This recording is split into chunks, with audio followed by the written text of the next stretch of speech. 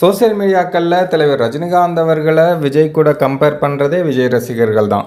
தலைவர் படம் வந்தாலும் சரி அல்லது விஜய் படம் வந்தாலும் சரி, இவங்களுக்கு தலைவர் கூட ஏதாவது ஒரு ஃபோட்டோவை போட்டு தான் கம்பேர் பண்ணிகிட்ருப்பாங்க. ஆனால் இன்னமும் நம்ம கம்பேர் பண்ணுற மாதிரி இப்போ ஒரு போஸ்ட் வேறு.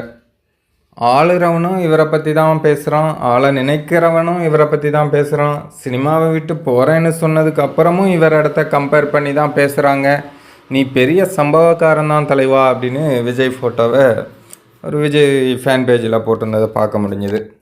இப்போ வரையும் கூலி படத்தோட புக்கிங்கை பார்த்து ரொம்பவே மிரண்டு போயிருக்காங்கன்னு தான் சொல்லணும். ஏன்னா சோசியல் மீடியாக்களில் எங்கே பார்த்தாலும் லியோ அவ்வளோ பண்ணிச்சு, லியோ இவ்வளோ பண்ணிச்சு, எதுக்கு அந்த கம்பேரிசன் வருது? லியோ வந்தது இப்போது விஜய் படத்துக்கும் இதுக்கும் ஏதாவது சம்மந்தம் இருக்கா? ஆனால் இப்போ சோசியல் மீடியா முழுவதுமே விஜய் ரசிகர்கள் அவங்க புராணத்தை பாடுறாங்க. சரி, அவங்க புராணத்தை மட்டும் பாடினாலும் பிரச்சனை இல்லை, விட்டுடலாம். அதில் தலைவர் ரஜினிகாந்த் அவர்களை கம்பேர் பண்ணி இது கம்மி, இது 1 மணி நேரத்தில் இவ்வளோ தான் புக் ஆகிருக்கு, ஆனால் லியோவுக்கு அவ்வளோ புக் ஆச்சு, அதையும் இதையும் பேசுகிறது இவங்க தான். ஆனால் இப்போ என்னமோ படத்தை விட்டு போகிறேன்னு சொன்னாலும் இவரை வச்சு தான் கம்பேர் பண்ணுறாங்க அப்படின்னு அவங்களே சொல்கிறானுங்க. இது எந்த மாதிரி ஒரு மனநிலை அப்படின்னு நமக்கு சுத்தமாக புரியலை. ஒன்றா தலையை இந்த பக்கம் ஆட்டணும், இல்லை அந்த பக்கம் ஆட்டணும். 2 சைடும் ஆட்டிகிட்டு இருந்தாங்கன்னா என்ன செய்கிறது?